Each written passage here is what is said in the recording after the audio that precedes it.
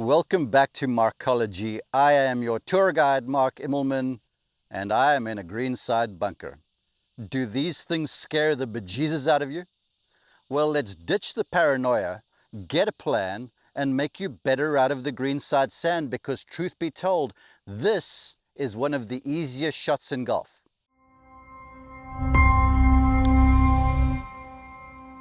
The first thing that you need to understand is how this magic wand, your sand wedge or your lob wedge, actually operates. I've got my 58 degree in my hand. This is my lob wedge.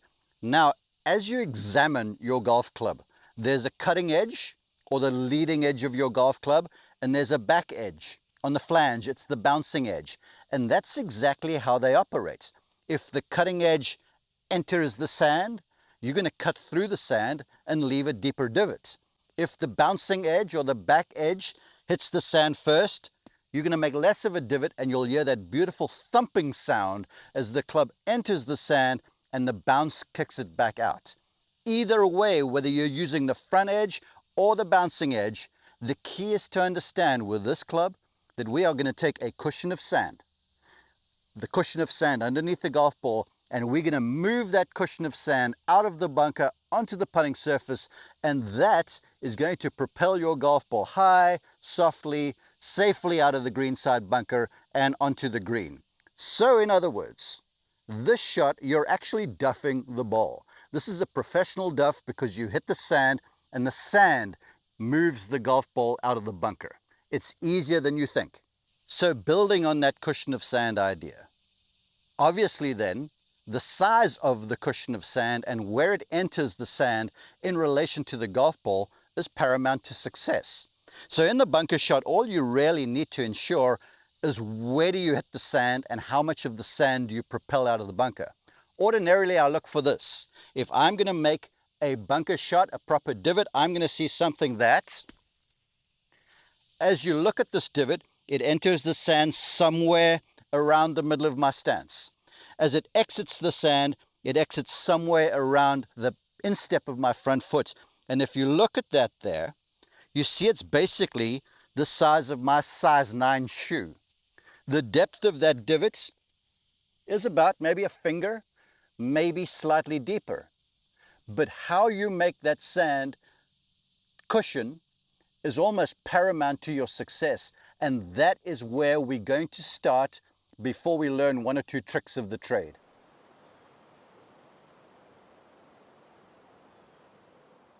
So let's learn about the technique of swinging the sand wedge or your lob wedge correctly so we hit the appropriate cushion of sand.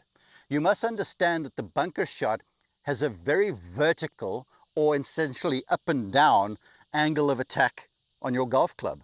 If it was the other way around, if it was too inside out, I'd land prematurely.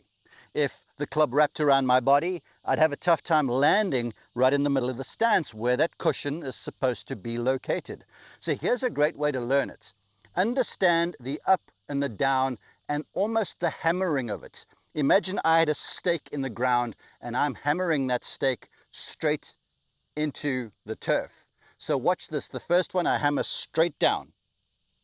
And if your club face is slightly open, you'll see you've left an angled divot from the leading edge of your club in the sand. So that was the straight down version. Then the next one, I'm going to hammer at a slight angle. If you're standing on a clock face, I would say sort of 230-ish. So now I'm hammering down here and I hammer the sand, and can you see I've left a divot now that's to the right side for me as a right-hander to the divot.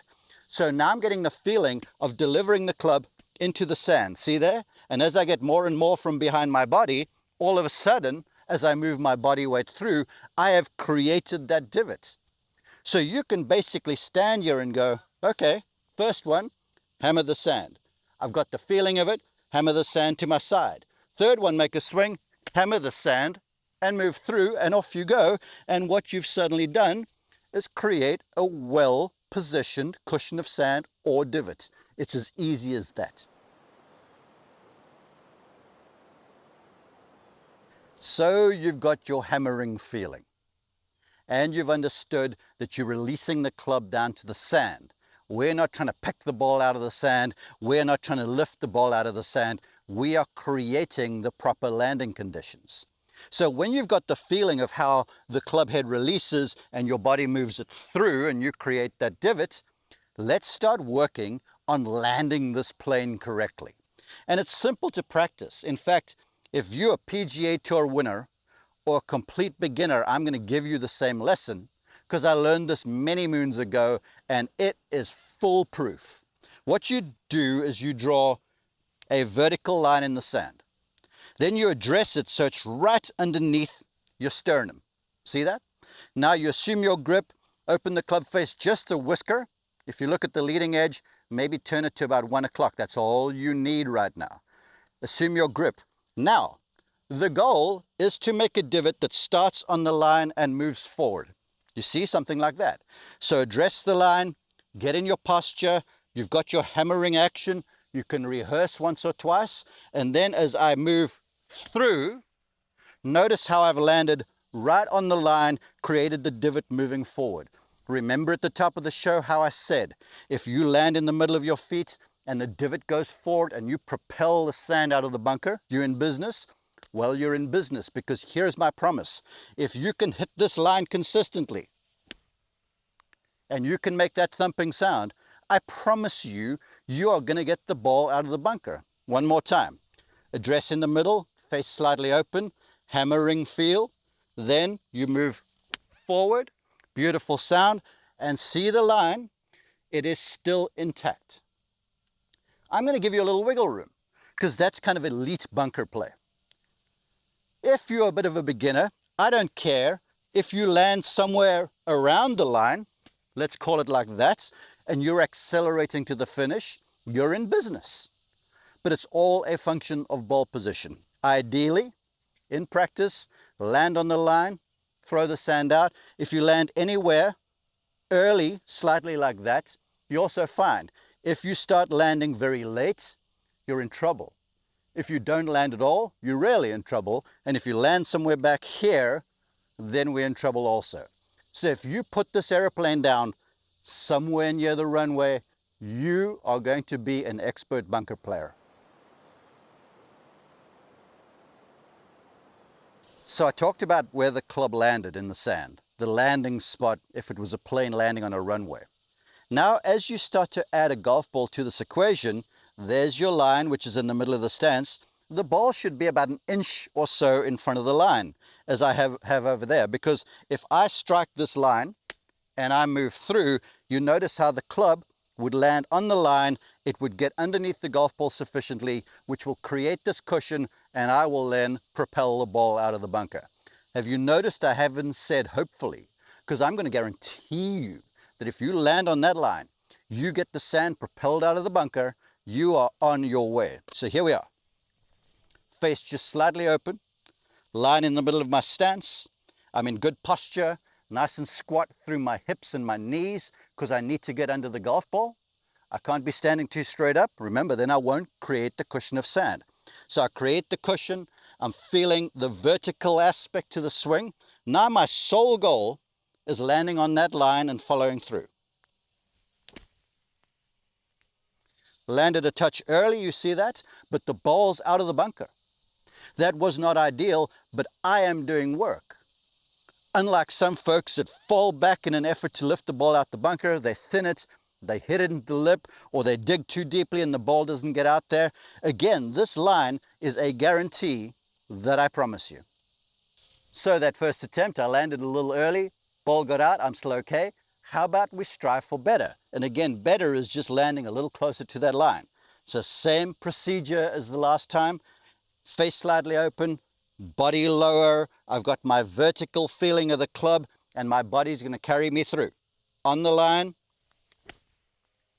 and we are in business with that. Look, I've landed right on the line, thin divot going through. That's exactly what you're after, and I promise you, if you just practice this line wherever you are, you add the ball to the equation, you swing with some conviction, knowing that if I land in the right place, the cushion does the rest, you will be the envy of your golfing buddies out of the greenside sand. If you haven't realized it already, I love bunkers. And the reason why is one of my heroes, Gary Player, was a master out of the sand. Quick story. When my dad met with Gary Player the first time, and my younger brother, Masters champion Trevor Immelman, he wasn't the Masters champion yet, he was about 14 and sensationally good. My dad said to Mr. Player, "What should I do?" And Mr. Player said, "Build a bunker in your front garden with a little green and have Trevor practice out there," which Trevor duly did. And Trevor became really good out of the sand, became really good on the greens, and lo and behold, he became a Masters champion. So I asked Mr. Player about this, and he said, "When I was young and I got to America, I played against the King, Arnold Palmer, and the Golden Bear, Jack Nicklaus, and they were big men, and they hit the ball long and high, longer than me, higher than me. And I realized on Sundays, they tucked the flags on the PGA Tour behind bunkers. So Jack and Arnold could get to those, but me with the long irons, sometimes I'd miss. And I used to have to be really good out of the sand to help me play some offense." So I realized from that story that the bunker shot, the greenside bunker shot, is actually an offensive play. It's a recovery play, but it's offensive. Now, to borrow a Gary Player ism, one day, and I'll never forget, he was in a bunker with me and he said to me, "Mark, the bunker shot is like striking a match." He goes, "Imagine if you had a matchbook and a match in your hand. What would you do? You would strike the match. You wouldn't drag the match across the matchbook. You wouldn't slam it into the matchbook. You'd strike that match with a fast, brisk sort of an action." So that's the first thing I want you to imagine. Imagine that the bottom of your club is the match. Imagine the sand is the side of the matchbox. And then when you're hitting, make it a strike. So start real small, strike the match.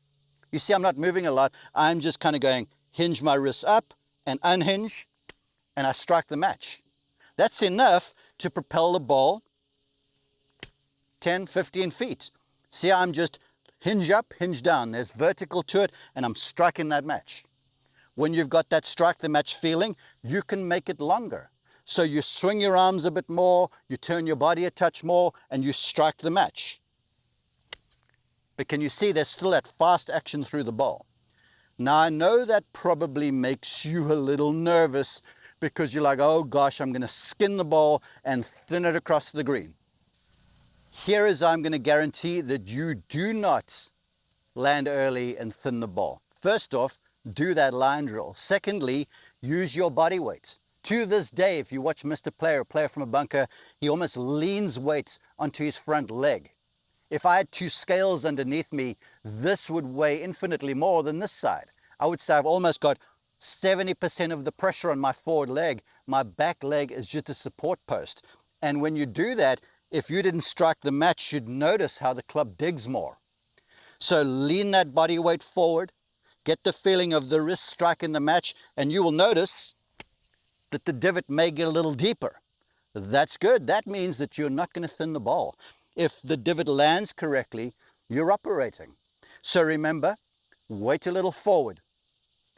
Still striking the line in the middle of your feet, but you're going to strike that match. It's a wristy sort of a move, and you're going to follow it through. Strike the match. And I stand up, I'm all the way through.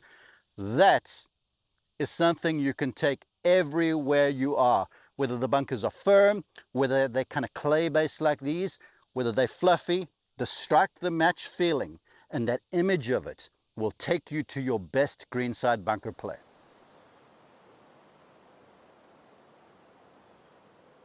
So at the top of the show, you would remember me saying that the action out of the bunker, the greenside sand, is very much like hammering. And you hammer in front of you, and then that move gets to your side and you move the body through. Well, this is an extension of the hammer drill. I want you to imagine like this, so you can get the feeling before you go, but what I want you to do is to swing up and land early. You see how this club has hit the sand? It's over my right foot, and if you're paying attention, you'll see the divots looking to the right-hand side.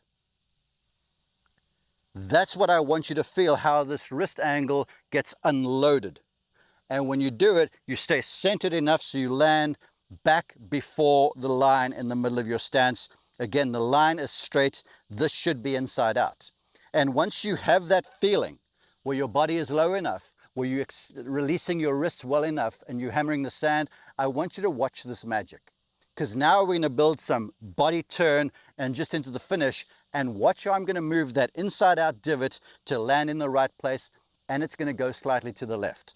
So again, my feel is land early, but now I'm going to rotate and turn through. As I do that, you see that early land all of a sudden has landed right around the divot, and can you see the line, I should say, and you see how the divot hole is now pointing straighter. All this is teaching you, this modified hammer drill, is the fact that you are winding up, releasing your wrists, and then carrying that release through to the finish with your body. Because I see all too often people are moving their body way too much before they've unloaded this mechanism that would strike your proverbial match. So now add a golf ball to the equation. So I'm going to land early, and then move through. It looks something like this. Unload, unload, move through. It is so simple.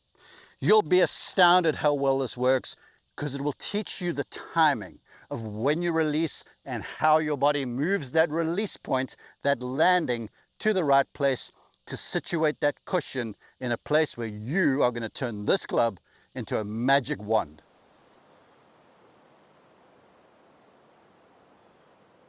You must be bored and nauseous over the word cushion, but remember, it's that cushion that's going to make you feel more relaxed and successful, certainly out of the bunker. So, with cushion being said, I want you to think of every greenside bunker shot you hit, whether it's long or short, that you propel a cushion of sand out of the bunker onto the green.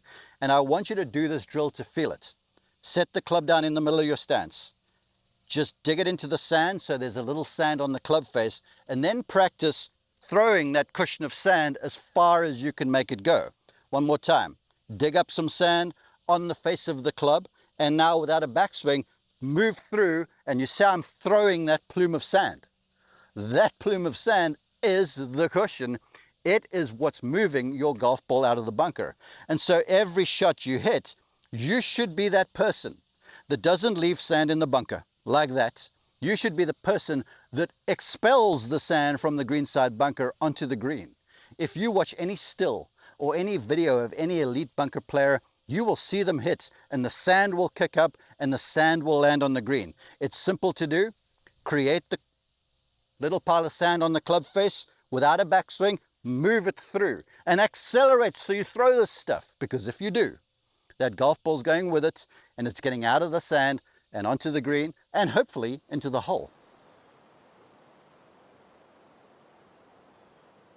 What I've been showing you so far is essentially cliff notes to get out of the sand. Now we're going to level up just a little bit. Let's say you're in a bunker like the one I'm in, and this bunker lip is a good 6 feet above me, so I've got to get the ball elevated quick. The first thing you've got to do is add speed, right? So the speed comes from the match striking. But if you've got the club face too square, it's likely to dig, and then you might have the club slow down. So you want to be able to add some loft and some speed. So the way you can practice the loft is kind of like we were doing when we were throwing the sand out the bunker. Get some sand on your club face. Now you see the face is open, and I've got sand on the club face. I'm going to try and keep this face open enough so I throw the sand over my shoulder. So I've got to move at speed. So get some sand on the face there. The face is slightly open. Now I'm going, and I'm trying to imagine I'm throwing sand off just like that. So it's practicing for me the feeling of keeping the face open as I go back. Because if I swung back and I shut the face, the sand would fall off. So practice, the face is a little open, and as I go back, see, I throw the sand over my shoulder. That's making sure this face remains open. Then once you have that feeling, you go ahead as usual.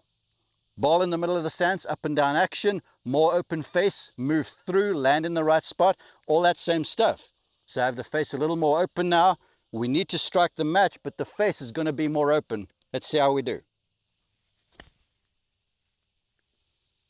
Oh, I think I nearly hold it.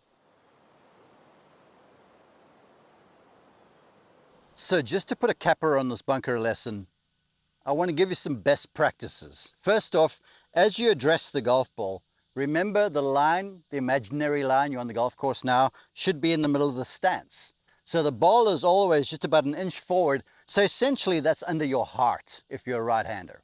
Secondly, I wouldn't advocate you stand too straight up and you hold the handle high. If you hold the handle high, you won't be able to use all of the leading edge or the bounce of the club in this instance. So always get your core, your center a little lower, a bit more crouch in the knees, a bit more sit across your core, because that's going to help you get down and underneath the golf ball. I would then advocate too that you lower the handle at address.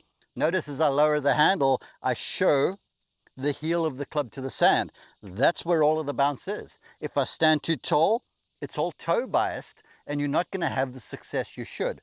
So slightly wider stance, slightly lower core, engaged legs, handle a little lower.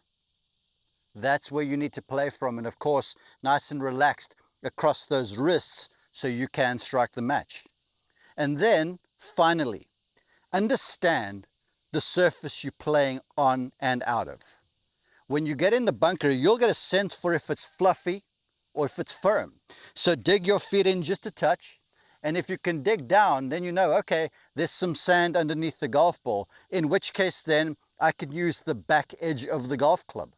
Because if there was a lot of sand and I could get in here deep, if I used the front edge of the club, I would dig too much likely and catch the ball high in the face, which would scuttle some of the golf ball's energy and it won't go like you wish. So as you've got a sense for the sand, then you can go, okay, I can open the face a bit more and use the bounce or the back edge of the club.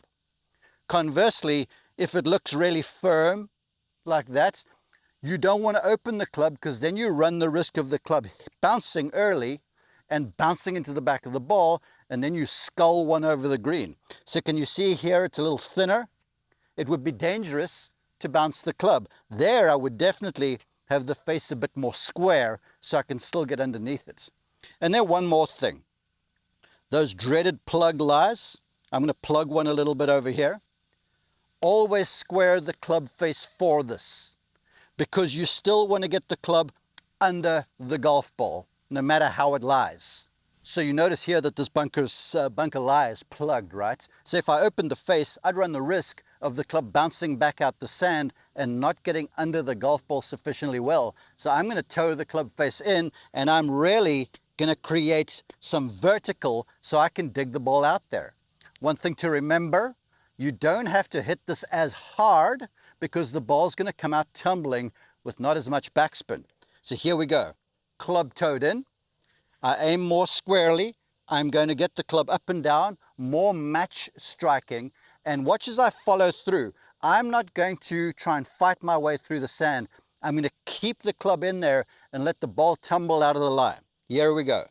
Striking the match, lower core, up, down, shorter follow through, and that ball is popped out of that lie, tumbling, it hits the green, and it will roll a little farther. So what I'm trying to say here is, in the sand, don't just get in there, open the club face and hit, because some guy told you to. Assess the lie. The lie will define if you can open the club face or not, or of course plugged, you'd have to shut the club face a bit more.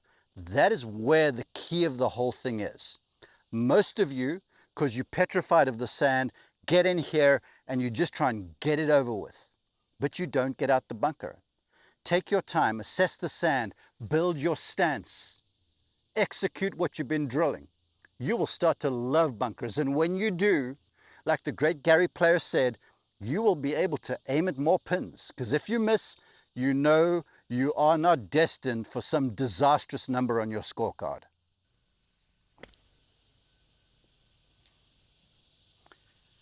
Learn to fall in love with the greenside bunker shot. That starts with practicing and doing the drills I recommended. I promise you, they will turn into lower scores. Thank you for watching this. Share it with your friends, like and subscribe to Markology, and stay tuned, because we're going to start to hit you with tips from around the golf course, places your golf ball finds that you don't like. We're going to teach you how to get out of those spots and still win the bets. Appreciate you. Go and play good golf.